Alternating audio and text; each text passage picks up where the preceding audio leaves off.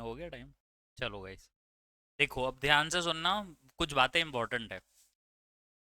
चलो, वो बिल्कुल सीरियस होके पढ़ना। देखो ये ना दो चार्ज हैं, दोनों पॉजिटिव हैं।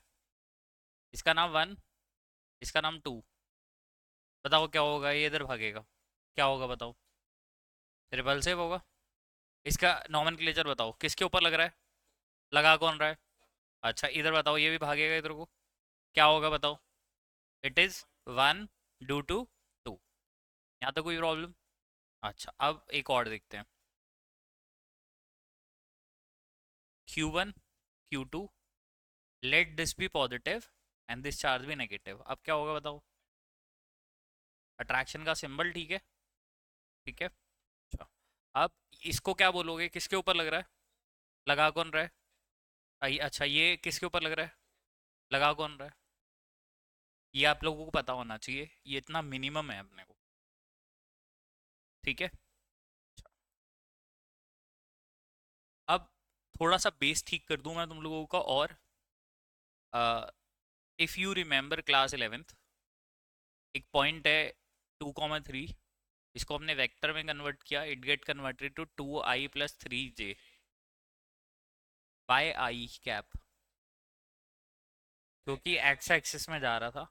इसका मतलब बहुत सिंपल मीनिंग है कि हम एक पॉइंट लेंगे, कोई भी एक पॉइंट लेंगे, कोई भी एक कोऑर्डिनेट लेंगे, कोई भी एक कोऑर्डिनेट एक्स वाई जेड कुछ भी, जैसे 2 को लिया, उसको उसके यूनिट वेक्टर के साथ मल्टीप्लाई कर देंगे। फिर हम दूसरा पॉइंट लेंगे, उसको इसके यूनिट वेक्टर के साथ मल्टीप्लाई। हम एक प्रैक्टिस करेंगे आप और मैं मिलके। अभी मेरी बात को थोड़ा सा प्लीज ध्यान से सुनना, जो मैं समझाने की कोशिश। मान लो इस पॉइंट का नाम ए है, इस पॉइंट का नाम बी है। यहाँ पर एक चार्ज पड़ा है क्यू, यहाँ पर चार्ज पड़ा है क्यू, ये वन ये टू। अब ये इसको रिपेल कर रहा है, फोर्स का नाम बताओ? F21। F21 का वेक्टर फॉर्म बताओ क्या होती है? पहले तो K, Q1 Q2 upon R²। R is distance between Q1 and Q2, right? और यहाँ पर ना हम लिखेंगे AB का यूनिट वेक्टर। अब पूछो क्यों? बहुत जेन्युइन क्वेश्चन है कि भाई क्यों, ऐसी क्या जरूरत पड़ गई ये करने की? तो ये आप लोगों को ऑलरेडी पता होना चाहिए, बस यहाँ पे आके पता चल जाएगा मेरा वेक्टर कितना स्ट्रांग है। पॉइंट था, इसके साथ किसको मल्टीप्लाई किया था? Unit vector. यूनिट वेक्टर के से वो किस में कन्वर्ट हो गया? वेक्टर में। इसको वेक्टर थोड़ा ना कहोगे, बताओ इज दिस अ वेक्टर? नहीं ना। अगर इसको मैं वेक्टर कंसीडर करूंगा, कैसे कंसीडर करूंगा बताओ, खुद बताओ? जब मैग्नीट्यूड और साथ में यूनिट वेक्टर के साथ मल्टीप्लिकेशन होगी। तो मुझे बताओ, अगर मैं एक बार इसको हटा दूं, क्या ये वेक्टर है? मेरे को वेक्टर लिखने के लिए क्या करना पड़ेगा? यूनिट वेक्टर से मल्टीप्लाई करना पड़ेगा। तो बस एक बात ये ध्यान रखना, ये बहुत इंपॉर्टेंट बात है, हम मार्क्स कटते हैं। दूसरी बात, if I'll write only this,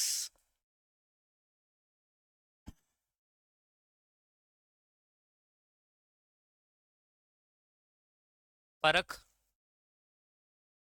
वो मैग्नीट्यूड है सिर्फ, ठीक है? कोई प्रॉब्लम? पक्का श्योर?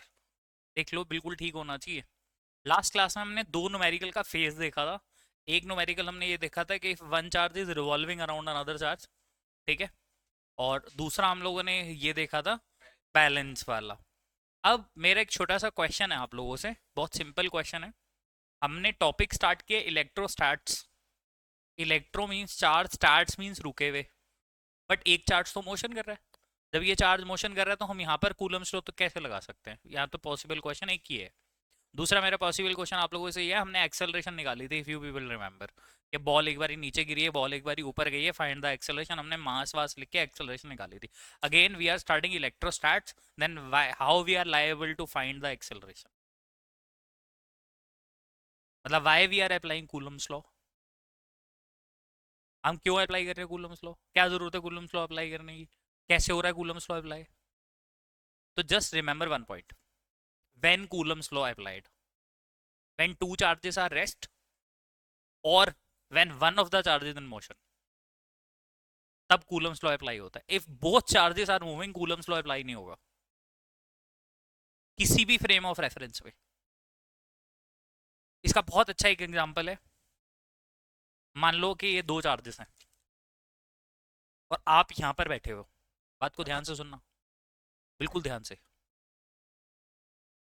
ये दो चार्जेस हैं, आप यहीं पर बैठे हुए हो, ये मूव कर रहा है, ठीक है। अब बताओ यहाँ कूलम स्लो लगेगा कि नहीं लगेगा? थोड़ा सोचो, कंडीशन सुन लो, दोबारा सुन लो। When both the charges are moving Coulomb's law apply नहीं करेंगे, ये ध्यान रखना। अब यहाँ पे आपकी 11th चेक होगी बार बार कि आपकी 11th कितनी स्ट्रांग है, आपको फिजिक्स कितनी आती है।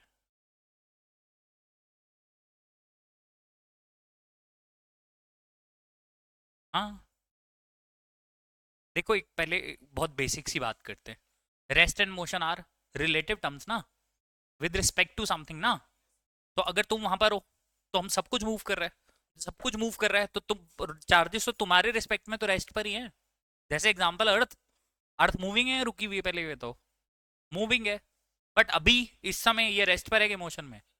क्यों? ये तो मूव कर रहा है, जनरली तो मूव ही कर रहा है, गोल घूम रहा है यार। बोलो हाँ या ना? तो ये रेस्ट पे है कि मोशन में? अभी डिपेंड करता है कौन देख रहा है। अगर ऑब्जर्वर खुद ही फ्रेम ऑफ रेफरेंस के अंदर है तो रेस्ट पर है, ऑब्जर्वर फ्रेम ऑफ रेफरेंस के बाहर है तो अगर मैं अभी ये मैंने तुम्हारे से बात करी थी कि both charges are moving and you lie on that particular frame of reference, तो मैं भी रेस्ट में हूं, अगर मैं भी रेस्ट में हूं then we apply Coulomb's law. अगर मैं इस फ्रेम ऑफ रेफरेंस से बाहर आ जाऊं, अब बताओ क्या अप्लाई होगा? अच्छा, तो इसको याद, इसके लिए एक वर्ड याद कराता हूं, तुम्हारे को याद आएगा। Accelerated frame of reference, inertial frame of reference, non inertial frame of reference, word याद आया? तो याद रखना कूलम्स लॉ कहां पर लगता है? एनर्शियल फ्रेम ऑफ रेफरेंस पे, लिफ्ट वाले केसेस वगैरह पे, ठीक है। तो when to apply a Coulomb's law? When the both the charges are rest, पहली कंडीशन, और दूसरी condition when one of the charge is moving, ठीक है। अच्छा एक बात और मैं दोहरा दूं थोड़ी सी, मेरे को नहीं लगता, शायद तुम लोग भूले होगे, लास्ट क्लास में हमने डिस्कस किया था, Coulomb's law is only applicable for the point charges, ठीक है। और पॉइंट चार्ज का मतलब खाली पॉइंट चार्ज नहीं होता, एक और मीनिंग भी होता है, याद करो, कि अगर चार्ज बहुत सारा है, बड़ा है, और उसको काफी डिस्टेंस के ऊपर रखा हुआ है, ठीक है। अच्छा तो अब हम थर्ड क्वेश्चन करेंगे आज का, थर्ड टाइप, लिखो टाइप 3। बस टाइप फोर पे बहुत टाइम लगेगा, टाइप 4 आज की क्लास में टाइप 4 ही चलेगा वैसे। देखो टाइप 1 में हमने क्या किया, एक बॉडी को दूसरे के रिवॉल्व कराया। टाइप 2 में हमने क्या किया, बैलेंसिंग करी। अब टाइप 3 सुनो, टाइप 3 बहुत इंपॉर्टेंट है। टाइप 3 में हम बेसिकली क्या करने वाले हैं, हम चार्ज को मूव कराएंगे, बट चार्ज को मूव पता है कहां पर कराएंगे? हम ये मानेंगे चार्ज रुका हुआ है, रिपल्शन की वजह से भी चार्ज रुका हुआ है। मतलब समझो थोड़ा सा, late this B charge Q1, this B charge Q2। Q1 की नेलिंग करी हुई है, Q1 की क्या करी हुई है, नेलिंग करी हुई है। नेलिंग का मतलब समझते हो? इसको ठोका हुआ है, ठीक है ऐसे। हाँ, चार्ज को मतलब जिस भी के ऊपर भी चार्ज है उसको ठोका हुआ है, ये मूव नहीं कर रहा है। अच्छा अब ऑब्वियसली दोनों पॉजिटिव हैं, तो ऑब्वियसली इसको मूव करना चाहिए। अब मैंने बोला ये मूव नहीं कर रहा,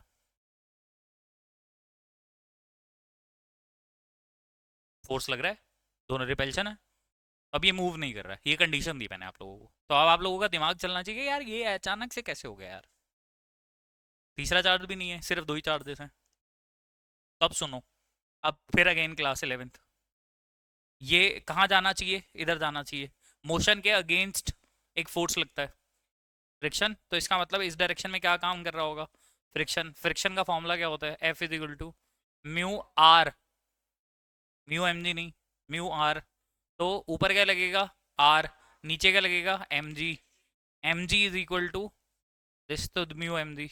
इसका मतलब friction is the self adjusting force, याद करो, याद करो, friction is the self adjusting, जितना आपने कूलम का फोर्स लगाया एग्जैक्टली उतना ही फ्रिक्शन लगा है। तो हमने इसकी जगह क्या लिखेंगे? K Q1 Q2 upon are square is equal to mu M g. कोई प्रॉब्लम? अब इसमें ढेरों सारी वैल्यूज डाल लो, you will get the answer. Type 3 समझ आया? पक्का? तो टाइप 1 में हमने क्या सीखा था, याद करते हैं एक एक करके। पहला केस हमने ये सीखा था, if one body is moving around another body, तो उसके बीच का जो फोर्स होगा वो पूरा पूरा सेंट्रीफ्यूगल फोर्स में कन्वर्ट होगा। बैलेंसिंग वाले केस में हमने ये देखा था, नेट फोर्स जो होगा वो जीरो होगा उसके ऊपर नेट फोर्स निकाल के उसको इक्वेट नहीं करना है, इक्वेट करते वक्त ही क्या हो जाएगा, कन्वर्जन हो जाएगी, याद रखना। वो एरर है, इक्वेट करोगे तो एरर है। और थर्ड का केस आज हम लोगों ने यहाँ पर क्यों किया, यहाँ पर हम लोगों ने इक्वेट क्यों किया? क्या ये मैंने सही लिखा है पहले तो ये बताओ, क्या ये मैंने सही लिखा है, ईमानदारी से बताओ, क्या ये सही है? सोचो थोड़ा सा, क्या फ्रिक्शनल फोर्स कन्वर्ट हुआ है? सोचो। देखो रिजल्ट सेम आ रहा है इज नॉट इंपॉर्टेंट, बात को ध्यान से सुनना। ये बॉडी किसके ऊपर है? रेस्ट पे के मोशन में, पहले ही बताओ। तो इसके ऊपर नेट फोर्स कितना होना चाहिए? जीरो होना चाहिए। तो मेरे को एक्चुअली में क्या करना चाहिए? Friction minus Coulomb force is equal to zero. तो यानी कि अगर मैं डायरेक्ट यहाँ से शुरू करता हूँ तो मेरे मार्क्स कटने के चांसेस हैं। बात समझ में आ रही है? बेटा ये रेस्ट पर है, इसके ऊपर नेट फोर्स कितना होना चाहिए?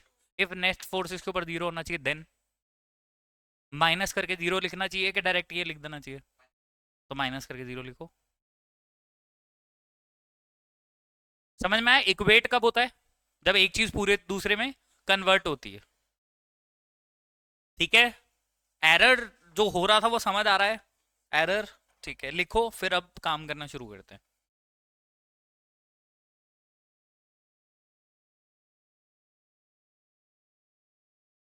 न्यूमेरिकल वन लिखो। एनसीईआरटी का है, बहुत आसान है। लिखो, फाइंड द फोर्स बिटवीन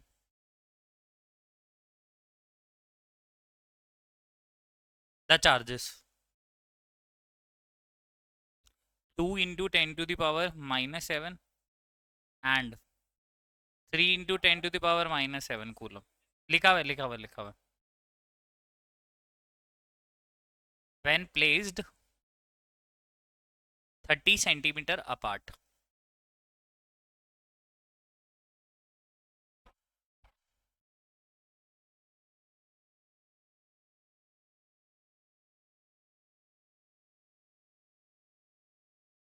करो। Q1 की वैल्यू पता है, Q2 की वैल्यू पता है, R की वैल्यू पता है, सेंटीमीटर को मीटर में कन्वर्ट कर लेना। किससे मल्टीप्लाई करेंगे? 10⁻⁻2 से। ठीक है?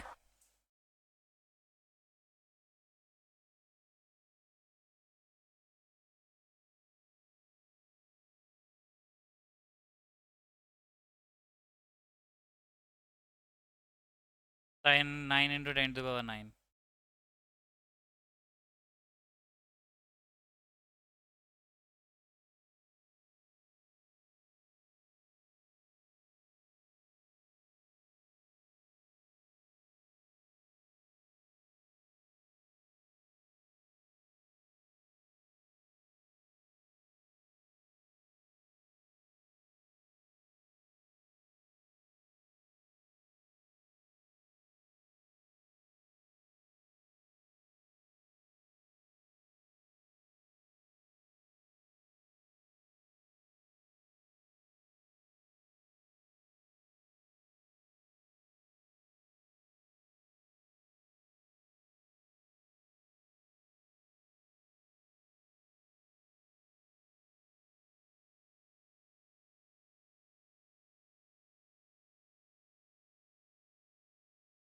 ठीक है, ये आंसर आया।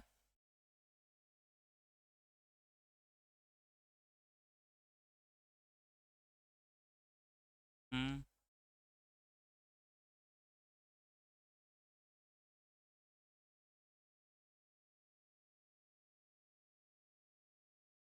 -4 ही तो हुई है, मल्टीप्लाई होती है ना इसमें तो पावर। ये भी तो है 100, ये भी तो है 100। 10⁻², एडजस्ट दीज टू, क्या बनेगा? 10⁻⁻2, फिर ऊपर ले जाओ 10⁻+2।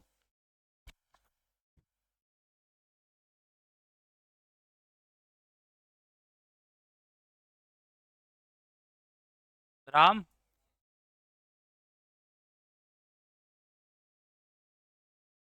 फाइंड द इलेक्ट्रोस्टैटिक, लिखो, if the electrostatic force is 0.2 newton and Q1 is 0.4 microcoulomb, Q2 is -0.8 microcoulomb,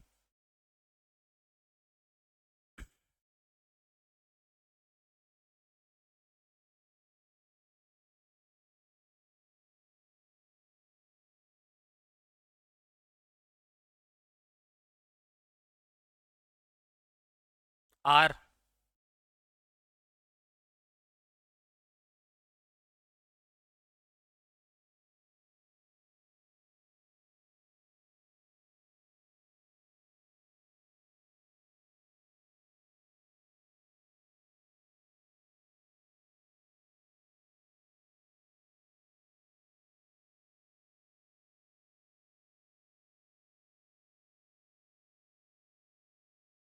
कोई माइनस का साइन सब्स्टिट्यूट नहीं करेगा, क्योंकि ये बात मैं आप लोगों को लास्ट क्लास में बता चुका था। वेक्टर क्वांटिटी है, do not substitute with sign.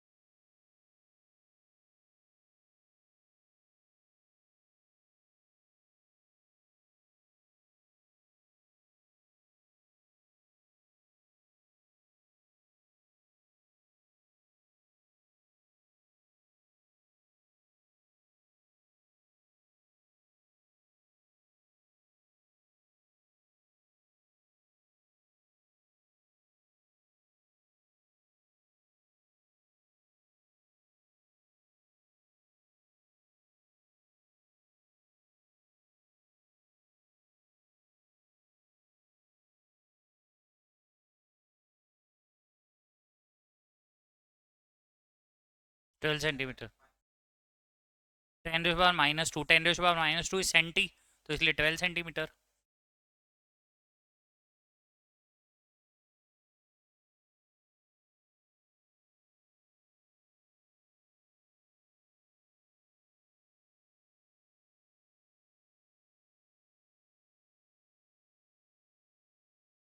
सही है, करा पे ठीक है, 12 सेंटीमीटर आ गया, कैलकुलेशन बोर्ड पे देख सकते हो। Next numerical,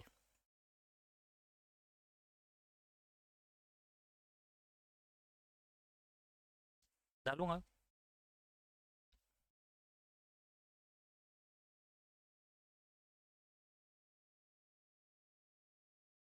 prove that, NCERT का ये भी, k e square upon G m e m p is dimensionless.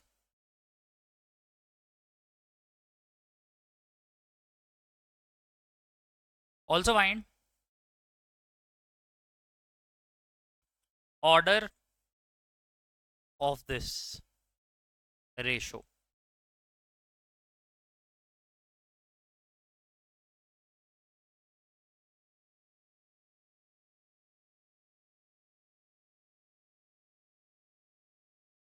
कर रहा हूँ, अभी सब कर रहा हूँ, थोड़ा सा ध्यान देना मेरी तरफ।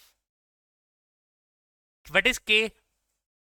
9 × 10⁻⁹ आगे न्यूटन मीटर स्क्वायर पर कूलम स्क्वायर, तो इसकी डायमेंशन के लिए हमने इसको लिखा न्यूटन मीटर स्क्वायर पर कूलम स्क्वायर। कोई प्रॉब्लम? अच्छा, अब इसको बताओ, E is what? Charge on electron, charge का ऐसा यूनिट कूलम, तो यहाँ क्या आ जाएगा? सी स्क्वायर आ जाएगा। नीचे आ जाओ, जी वैल्यू कितनी होती है?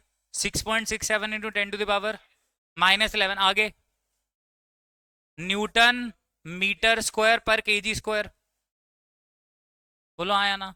अब इसकी बताओ, m e is the mass of electron, m p is the mass of proton, both are measured in kg, तो kg into kg become kg square. Cancel cancel cancel, ठीक है, इट इज डायमेंशनलेस, प्रूव्ड।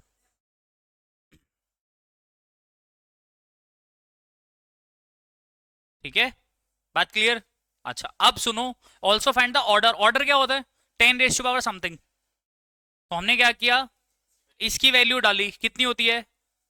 9 × 10⁻⁹। इसकी value होती है 1.6 × 10⁻⁻19, इसका square upon G is 6.67 × 10⁻⁻11।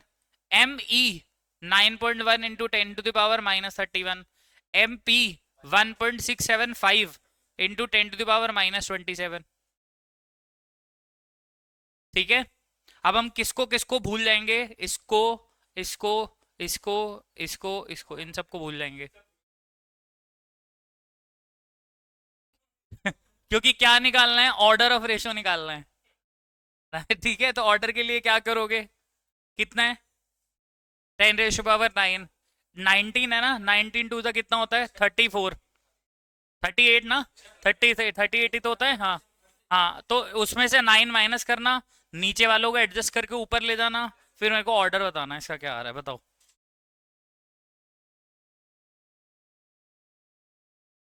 अरे ना, values को भूल गए, इनको थोड़ी ना भूलोगे ऑर्डर के लिए. हाँ, सब भूल जा तू.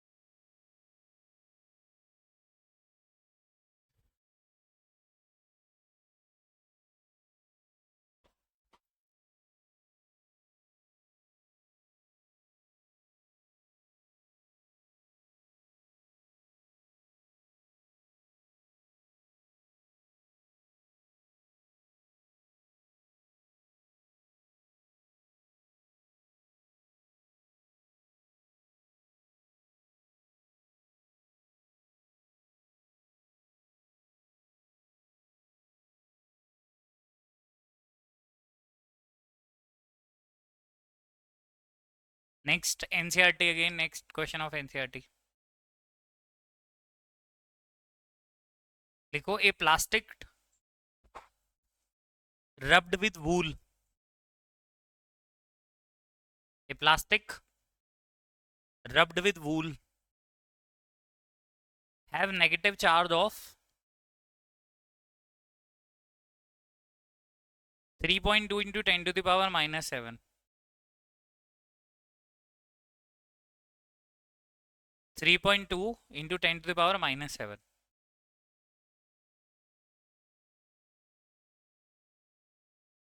3.2 into 10⁻⁻7 coulomb.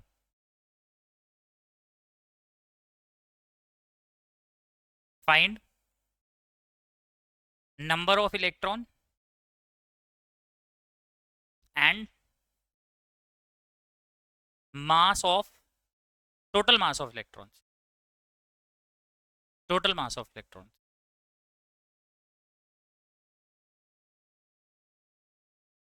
Q is equal to N से होगा.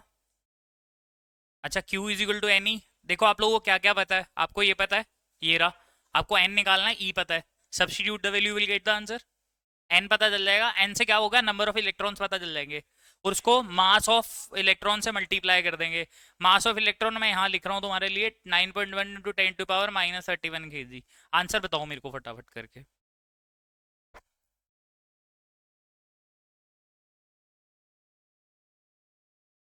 लिखो, find the ratio of electrostatic force, find the order of the ratio, sorry, find the order of the ratio, find the order of the ratio of two electrons.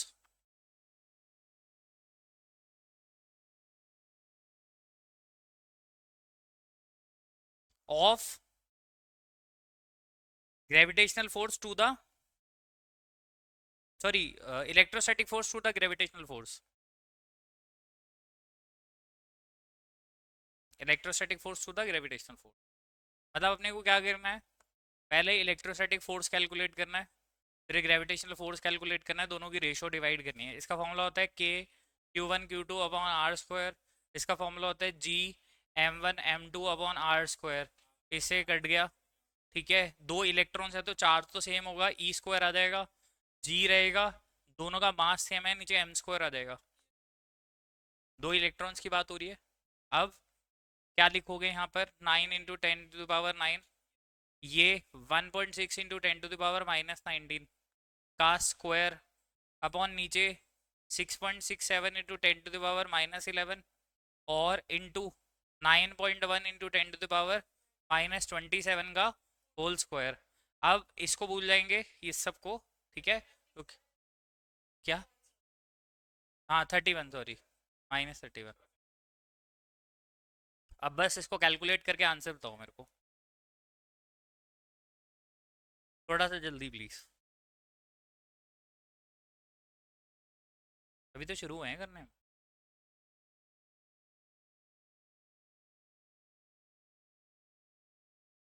दिक्कत कुछ,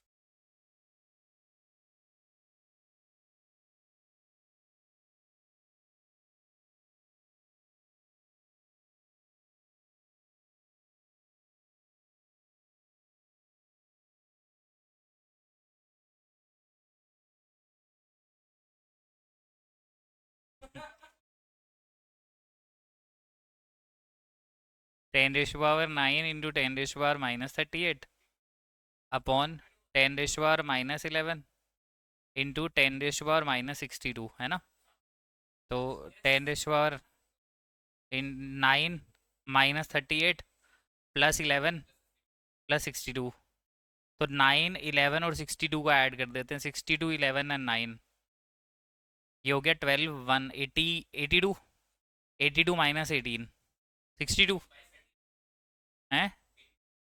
अच्छा 38 है क्या ये, okay, 82 - 38 44।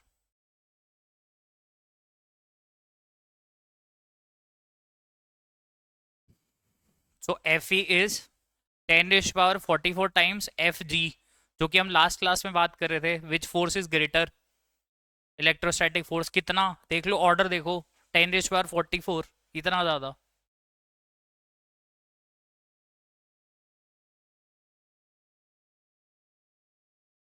ठीक है, चलो अब इस सिंगल वाले का लास्ट रोमेरिकल करते हैं, फिर इक्विलिब्रियम वाले क्वेश्चंस करेंगे। ठीक है, लिखो,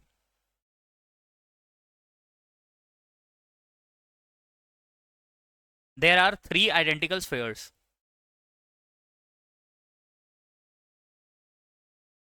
ये संभाल के करेंगे क्वेश्चन, क्योंकि क्वेश्चन बहुत अच्छा है।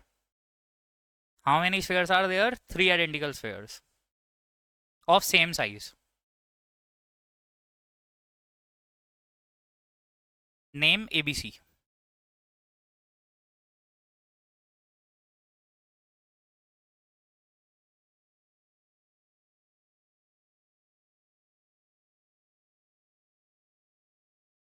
चार्ज ऑन सी इज, हाँ, लिखो, if charge on C is 0,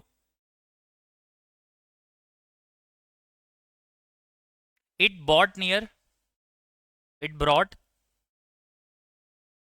near in contact with A, then with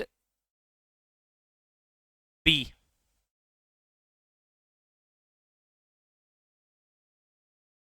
सी के ऊपर चार्ज 0 है, उसको पहले ए के कांटेक्ट में लेके आए, देन उसको बी के कांटेक्ट में लेके आए।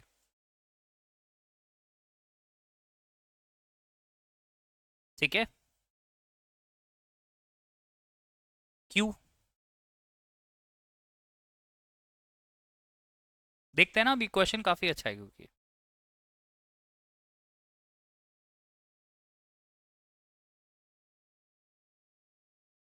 नहीं, find the force between A and B if they kept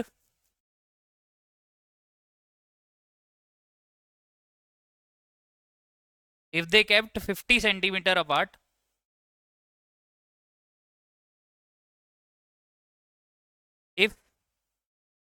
if value of q is 3 into 10 to the power minus 2 coulomb. Question समझ आया पहले बताओ, थोड़ा अजीब है, क्वेश्चन समझ आया पहले क्वेश्चन पढ़ लो।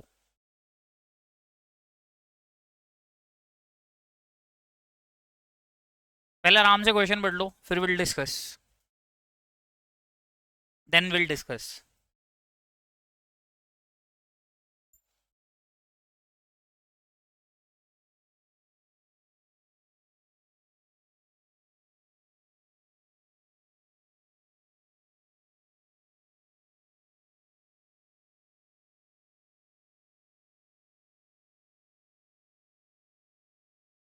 स्टार्ट करें।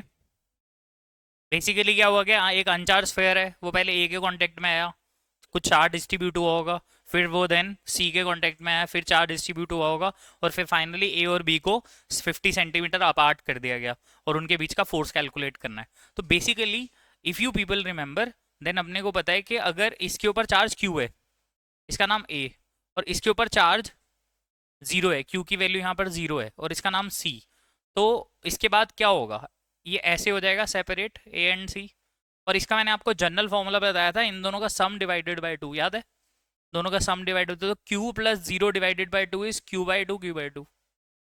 तो first A C is contact with A, then C but near to contact with B, ये क्यू, ये क्यू बाय टू। अब ये बी, ये सी, बी के ऊपर चार्ज कितना आएगा 3q/4, इसके ऊपर भी कितना आएगा 3q/4, दोनों का सम डिवाइडेड बाय टू। ट्रिक बताई थी मैंने आप लोगों को ही, ठीक है। अच्छा, अब क्या किया, ए और बी को, नाउ ए एंड बी कितने सेंटीमीटर अपार्ट हैं, 50 सेंटीमीटर अपार्ट है, ठीक है। अगर 50 सेंटीमीटर अपार्ट है तो इनके बीच का फोर्स निकालना है। एफ का फॉर्मूला बोलो, के, Q1 मतलब ये ना, एंड Q2 मतलब ये, सॉरी इसके ऊपर चार्ज है q/2 और इसके ऊपर चार्ज है 3q/2, तो q/2 upon are square, what is the value of k, 9 into 10⁻⁹। अच्छा, into 3 into Q square, what is the value of q, 3 into 10⁻⁻2 इसका स्क्वायर, अपॉन नीचे 4 2 8, 8 तो ये रहा, और इसका स्क्वायर 50 सेंटीमीटर और इसका स्क्वायर। कोई प्रॉब्लम? अब क्या करोगे, 9 इंटू 3 इंटू 9 इंटू 10⁻9 इंटू 10⁻⁻4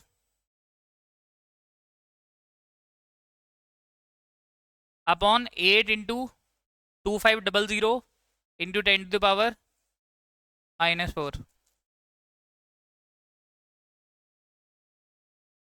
ठीक है। अब कैंसिलेशन वैंसिलेशन करके आंसर निकालो, निकालो। देखो पहले तो होगा 9 9 दे 81, 81 3 दा 243 अपॉन 8 इंटू 25 200, ये वाले दो जीरोस और ये वाले दो जीरोस एडजस्ट हो गए, देखो इन दोनों को मल्टीप्लाई करोगे 200 आएगा, 200 के दो जीरोस और दो जीरोस इसके कितने हो गए टोटल 4 जीरोस, और ये रहा -4, कैंसल आउट ईच अदर, है ना, 2 रह गया नीचे, और ऊपर क्या बचा, ऊपर पहले देख लेते हैं, इनटू 10⁻5 अपॉन नीचे तो कुछ नहीं बचा है ना। वन ज़ा टू ज़ा 1.5, तो 21.5 इंटू 10⁵ आपको पता है हम आंसर ऐसे नहीं छोड़ सकते, क्या करेंगे इधर लेकर जाएंगे,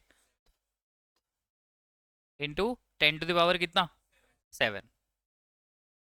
7 क्या, न्यूटन।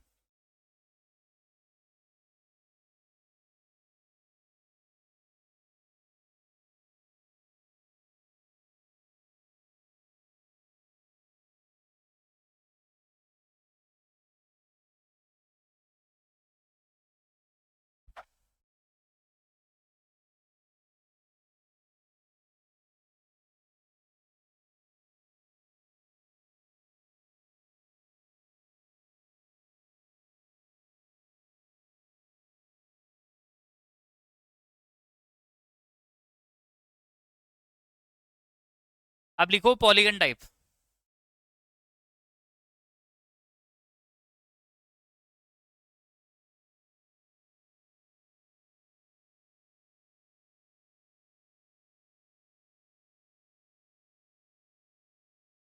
कोई नहीं, बोलने दे बोलने दे।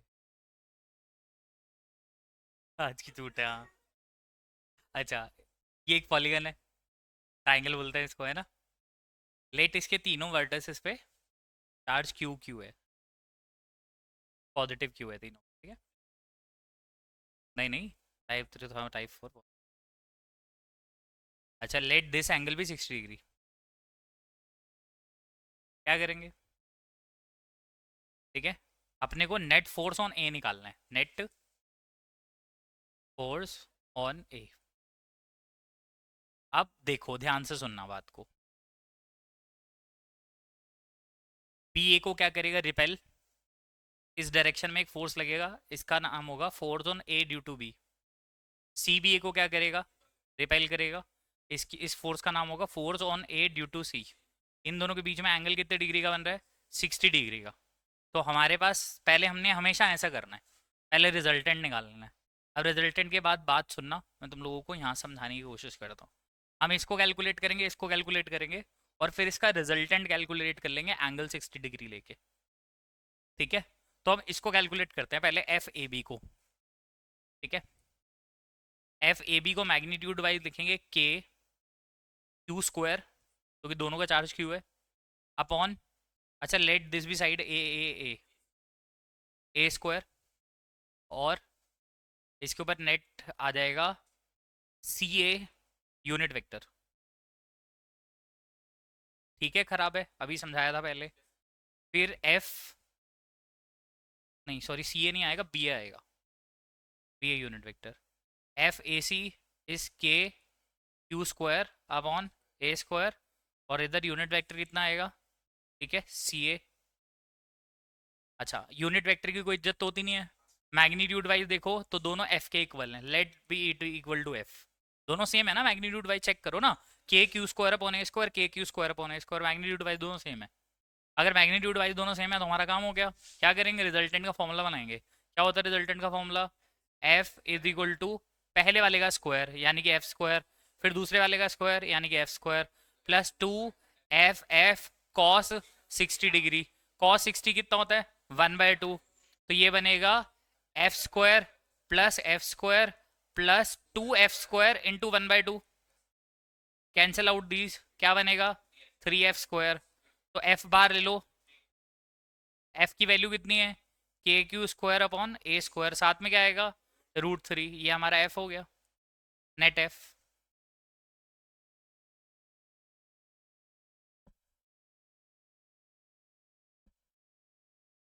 क्लियर होगी बात, ठीक है। चलो आज के लिए इतना रखेंगे, नोट कर लो।